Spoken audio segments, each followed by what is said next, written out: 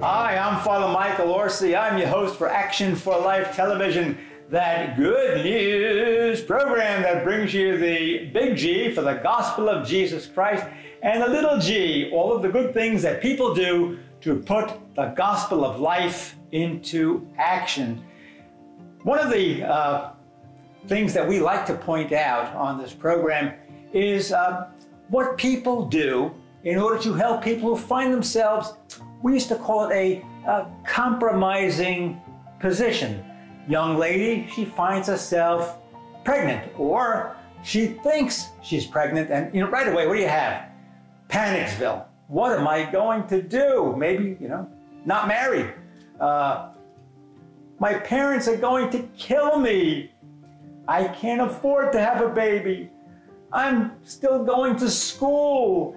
And so there's all kinds of pressures just pounding and pounding and pounding upon this woman's head. And sometimes people don't realize there are wonderful people and wonderful organizations who are out there to give them the help that they need, to clear their thinking. The main thing is what? The baby's life. And to keep the mother healthy physically, mentally, and spiritually. And today, we are going to be talking to a wonderful lady. Her name is Diane Hanson. And Diane runs the Immokale Pregnancy Center. Now, for those of us who live here in Southwest Florida, especially Collier County, you know that Immokalee is a pretty hard-hit area with poverty. And there are a lot of young people, sometimes young people who can't even express themselves in English, who find themselves pregnant. And we have the Immokale Pregnancy Center there to help them. So, Diane, tell us about how you founded it, what moved you to say, hey, we have to do something here in Immokalee. Well, I had already been involved in pregnancy center ministry both in Michigan and in Naples. I ran one of the centers in Naples for about 9 years. And I thought I was retiring, and the Lord opened the door to go out and help another ministry start up the pregnancy center that had been destroyed by Hurricane Wilma. You got some help from another organization, you had a few rooms, and then people found out about, gee, this is a very important ministry. We like it, and people said, I want to be part of this, and they began to contribute to the work that you were doing, right? Yes, and when we decided to move into the second office in the plaza, it had been a store, so it was just a big open, empty room. The people had left, and it was open to be rented, and but it was right in the front, so it had windows that you can view from Main Street. And so we could advertise on those windows and be found even easier. And so you put up on the windows, just put up a sign. A sign? Free Did you pregnancy paint? tests. How did you do it? Yeah. Free pregnancy tests. That's what you did. Free pregnancy tests. And people started to come. And even before that, I mean, we were already seeing clients, but this just made us even more visible for people in the community. And so we continued to grow the number of clients that we were seeing. And like I say, we added the ultrasound, which really was huge for us. Okay, let me tell the folks about the ultrasound. Sure. I'm sure that most of you know what an ultrasound is. However, it kind of shows you everything inside, doesn't it? Yes, it does. And we had one client, this was probably a couple years ago, but she was contemplating having an abortion, and the nurse was showing her on the screen her baby.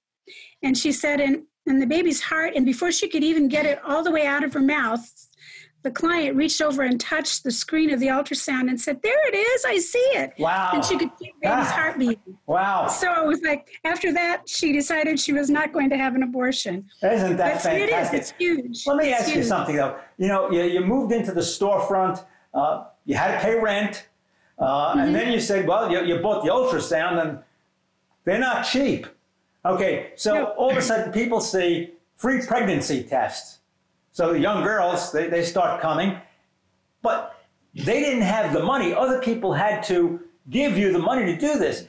How did that begin to catch on? The ultrasound machine, the ultrasound, this is our second one that we have.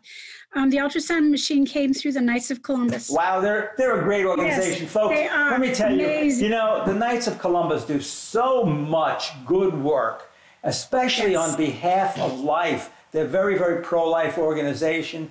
They help those who are mentally challenged, physically challenged.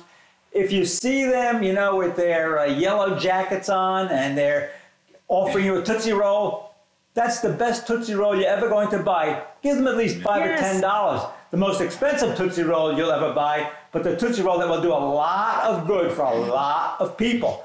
Am I right, Diane? Yes, All right. They were awesome.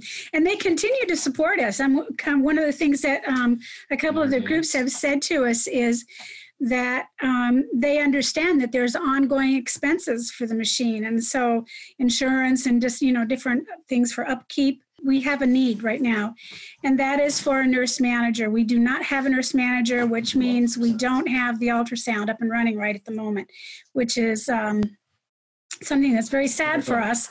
So we really would, appreciate people praying. And if you know of somebody, to be an RN, they need to be an RN, to get in touch with us and, let us know. It's 3 days a week, Monday, Tuesday, and Wednesday. And we really need to fill that position again. Folks, you've heard the plea. We need an RN out there. Mm-hmm. Some of you are RNs, or RNs. You might even be retired, and you want to do some charity work. Look, the Immokale Pregnancy Center is going to give you a golden opportunity to make a wonderful contribution to human life. You also have a prayer ministry. You're praying with them to change their minds and hearts. Mm-hmm. And prayer is folks. Very important. Yeah. Very important. It's important. It's important. It's very important. Yeah. Prayer changes minds and it changes hearts. Yes, and prayer is about life. And God, through the Holy Spirit, will help bring that new life into the world. Now, suppose a girl comes in, she tests positive for pregnancy. What do you do? Sometimes, yes. And so we go through the three options, to raise a child, to have an abortion, or to place for adoption.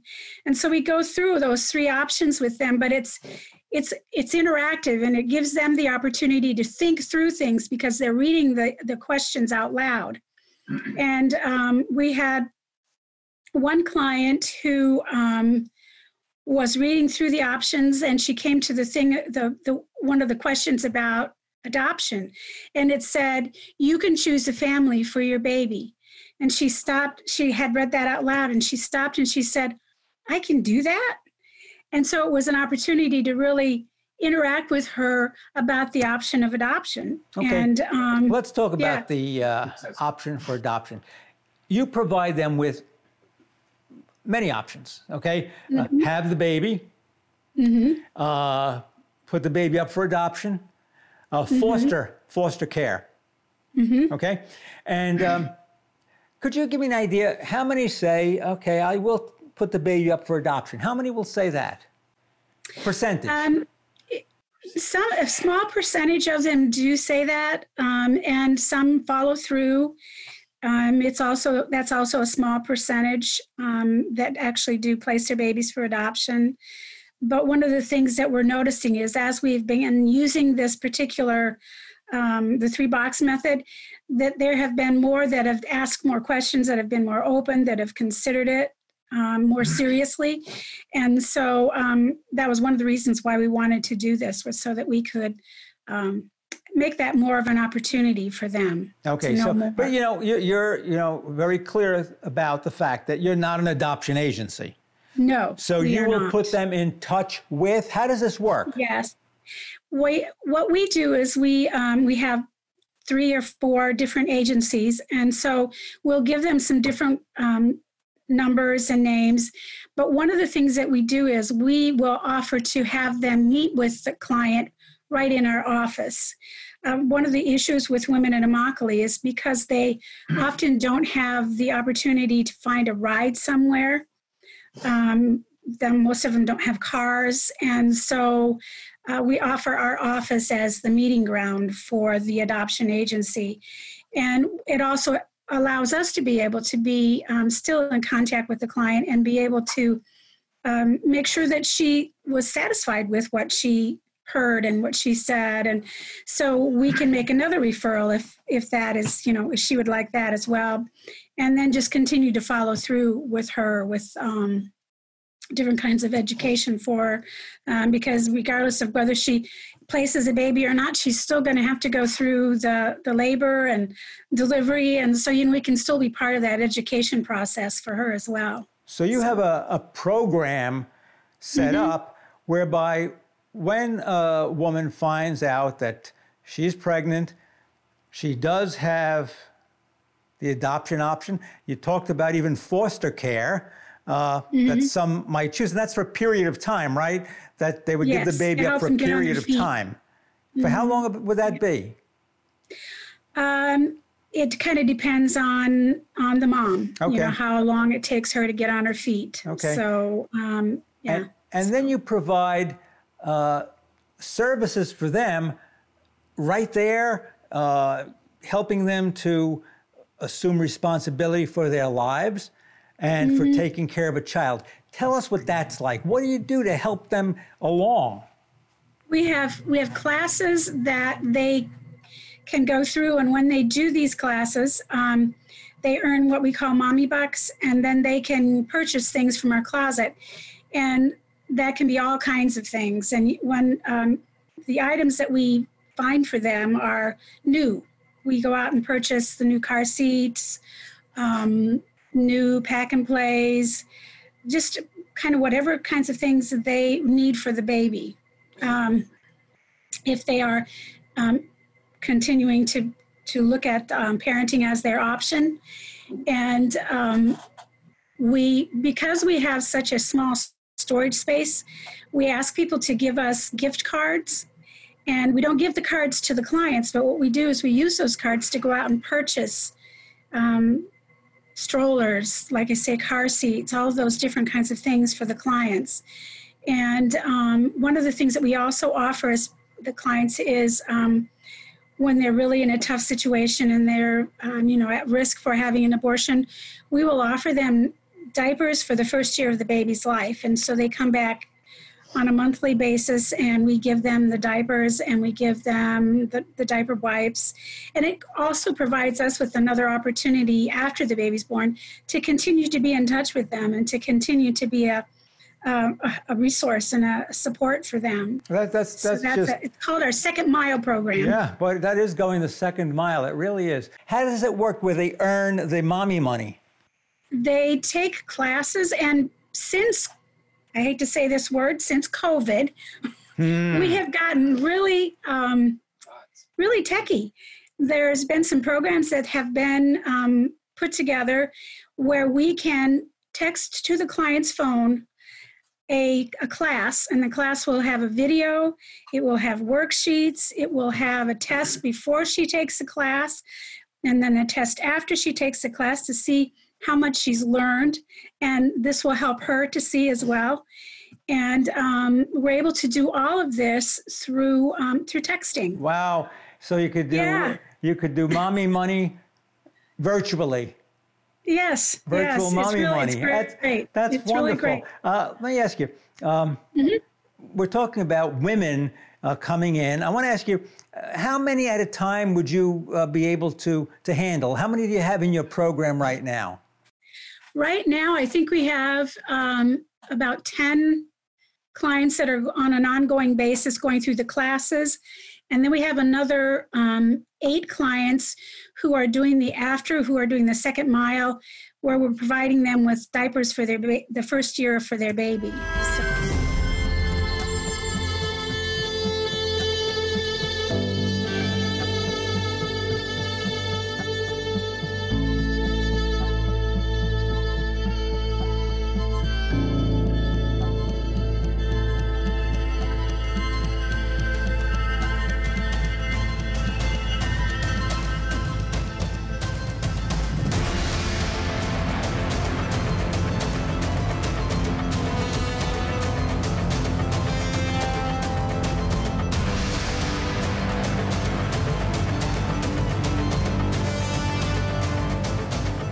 As you can imagine, producing this wonderful program, Action for Life, it costs a great deal of money. We're going to need your help.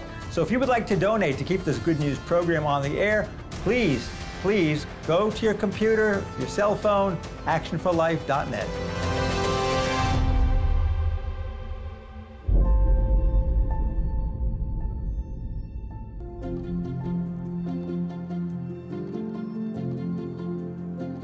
And now for our thought for the day.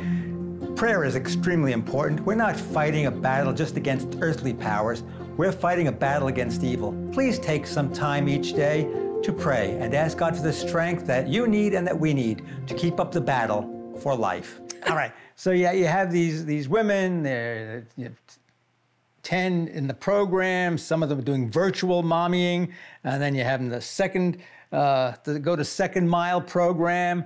Now, I got to ask you, do any of the fathers, do they get involved ever? Yes, they do. Because of COVID, because we're not seeing the clients in the office as much, although sometimes the young men will watch the videos on their phones. But we used to have them come in as couples oftentimes. And we hope to get back to that one of these days, because there's nothing quite like the personal one-on-one, the dynamic of being right there. So, and one of the things too about this program is also part of it is a prayer text that we can send in the moment that we're actually seeing a client, and it will go to anybody who has signed up for this prayer text. And it will say, please pray for Jessica's client who is contemplating an abortion. And it's sent to the prayer warriors exactly at the moment when they're in the counseling room with the client. And we had one client that came in October, and she was married, but she wanted to go to school. And this was the second time that she had tried to go to school, enrolled in school, and got pregnant again. And she was contemplating having an abortion. And when we went through all the process with her, and when she left, she was still undecided. And so we sent the text, and people prayed, and it probably was about 2 weeks when we finally were able to get back with her, because we're very intentional about our follow-up on clients. And she had decided to continue with the pregnancy. But it was so cool, because in between there, our prayer warriors were praying for her.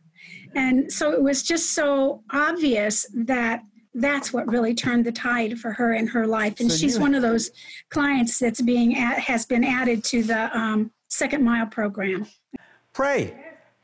And could they get in touch with you? And Diane, yes. Could they get in touch with you and say, I want to be a prayer warrior, and then you could put them on the prayer warrior chain? Yes. Okay. Yes. You see that? You'll be part of the Immokale Pregnancy Center. You'll be a prayer warrior, and you'll be doing some great work while you're in lockdown. We can't let a lockdown go to waste.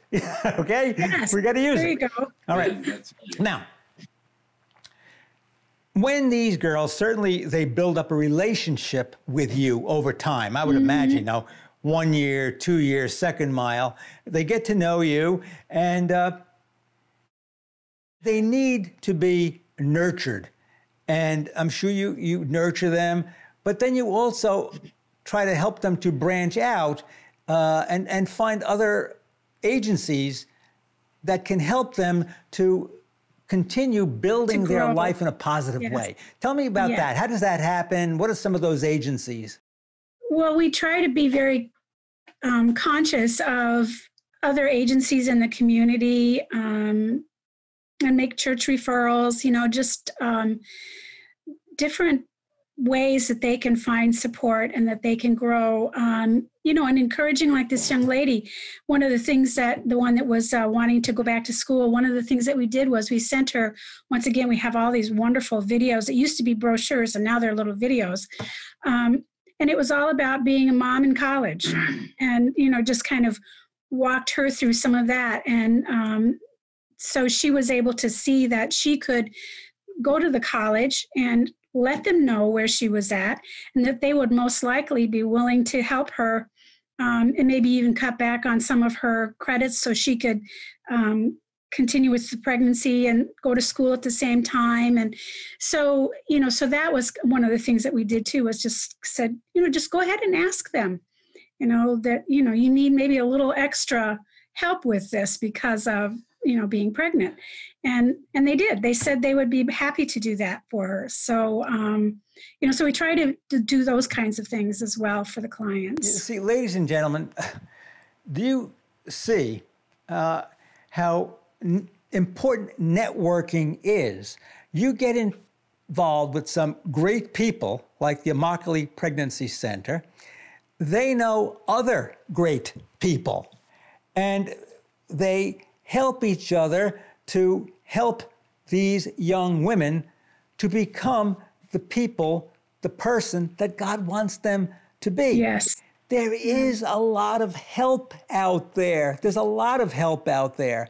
And, it's not always that you have to find yourself the top professional social worker or the best school in the country or the best doctor.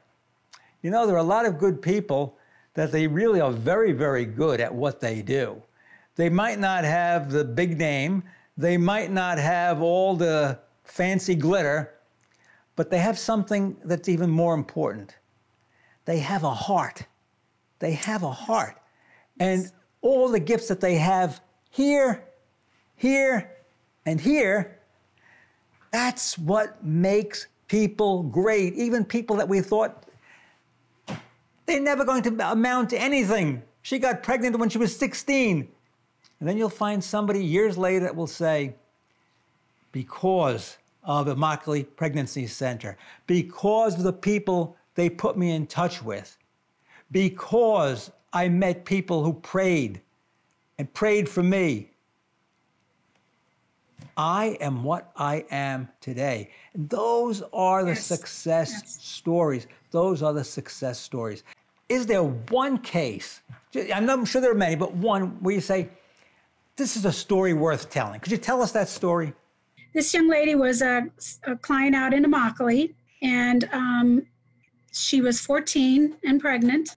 Actually, one time when the client called me and said that her mom had actually called the police because she wanted the police to force her to have an abortion. I remember when I picked her up one day, she said to me, if someone touches my stomach, will my baby die? And so I started asking her questions because I wanted to know what was behind that kind of a question. And so as it turned out, her mother knew a lady who was a voodoo priestess, and she had told her daughter that if this particular woman touches your stomach, your baby will die. And it was an opportunity to talk to her about Psalm 139 and about how God cares for her baby and just about how God cares for her.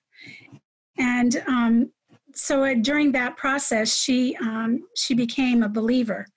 I think in January, this coming January, she's going to be graduating from ultrasound training. Great.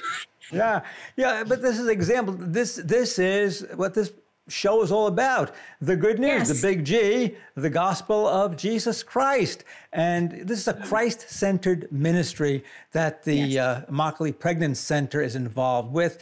You have seen testimony about how prayer is an important part of this ministry. As a matter of fact, let me be very clear, Jesus is more powerful than any voodoo priestess, and that baby lived, and mom is doing well. Yes. I want to thank you so much, Diane, not just for the wonderful insights that you've given us about what you do and what your organization does, but I also want to thank you for your great dedication to life in a very, very difficult part of our community, Immokalee, where people are poor and there are language barriers, and you've worked with the community. You provided what they need in order to help them to preserve life, the life of the child, and to make the mother's life better. Doesn't end. Yes. It doesn't end, folks. Doesn't end with the baby being born. It continues. And I want to encourage you, first of all, they do need that RN for the ultrasound machine. See what you could do about that. Yes, they do. They also need prayer warriors. So if you're interested, please, get in touch. We'll tell you how you can get in touch with Diane and her wonderful organization. They need you. They need you to pray. Very powerful prayer. And lastly, and I don't think that I would be exaggerating, they need money too, because they're doing a lot of great things out there and they have to pay the bills. So if you are so inclined and you think that you'd like to help out with the Immokale Pregnancy Center, why don't you send a donation? You will be doing a great work. You'll be saving people's lives and making the community of Immokalee a much better place. I always end this program saying, I'm for action, and I hope you are too. God bless you all. We would like to thank our generous sponsors for their wonderful support.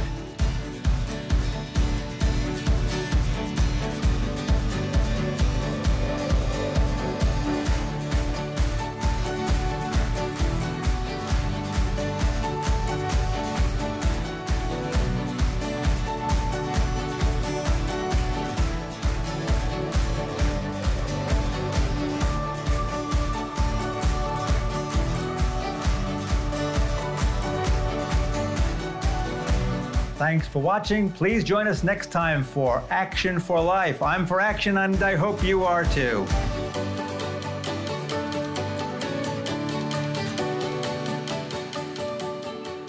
I'm Father Michael ORSI. I am your host for Action for Life Television, that good news program which talks about the gospel of Jesus Christ, the big G and the little g, all the good things that people are doing to put the gospel of life into action. So please join us for the next episode of Action for Life.